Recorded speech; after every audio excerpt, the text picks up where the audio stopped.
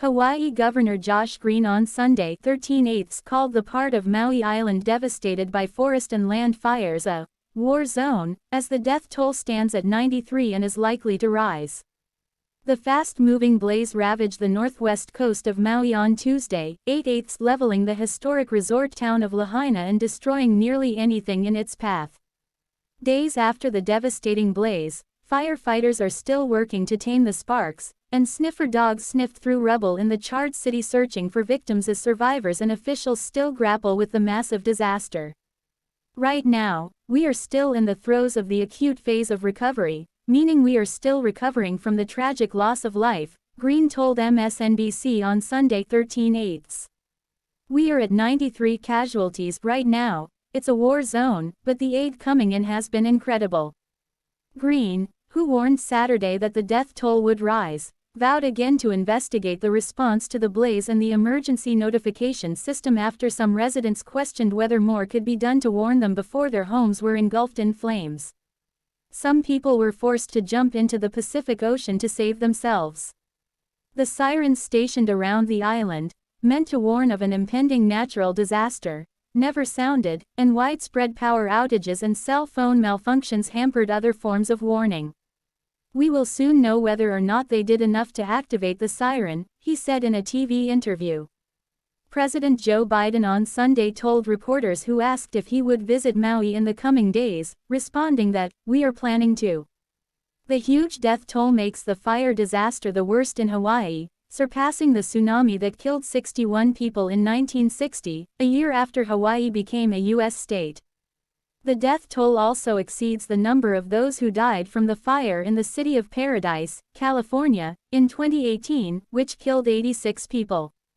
It was also the highest number since the 1918 forest and land fires, when 453 people died from fires in Cloquet City in Minnesota and Wisconsin, according to data from the National Fire Protection Association (NFPA). Officials have secured 1,000 hotel rooms for residents who have lost their homes and plan to arrange rental properties for free housing for families, Green said Saturday. More than 1,400 people have been taken to emergency shelters. The cost to rebuild Lahaina is estimated at $5.5 billion, according to the Federal Emergency Management Agency (FEMA), with more than 2,200 buildings damaged or destroyed and more than 850 hectares burned. FEMA Director Deanne Criswell said the agency had 150 people on the ground, with additional search teams and search dogs arriving in the next day or two. Authorities began allowing residents to return to West Maui on Friday, 11/8, although the fire zone in Lahaina remains barricaded. The governor said the area was a hazardous site because of noxious fumes from the smoldering ruins. Hundreds of people are still missing, though the exact number remains unclear. The landscape in Lahaina was too grim after the natural disaster struck, Green said Sunday. When we tried to look for those who had lost their lives, there was practically nothing there, he said. The condition of the bodies could complicate identification efforts, with only 2 victims identified on Saturday, Maui County officials said. The disaster started just after midnight on Tuesday when a fire was reported in the town of Kula, approximately 55 kilometers from Lahaina. About 5 hours later, the power went out in Lahaina.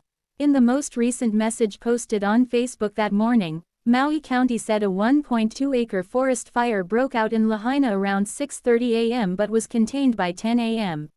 Subsequent posts focused on the Kula fire, which has burned hundreds of hectares and forced the evacuation of several local residents. However, at around 3:30 p.m., according to the latest posting from the county department, the Lahaina fire had already started. Some residents started to evacuate while residents including hotel guests on the west side of the city were instructed to take shelter in places. In the hours that followed, the county posted a series of evacuation orders on Facebook, though it's unclear whether residents accepted them as people panicked to flee the fast-moving blaze. Several witnesses said they received little warning, and described the terror they experienced as the blaze destroyed the city around them in a matter of minutes.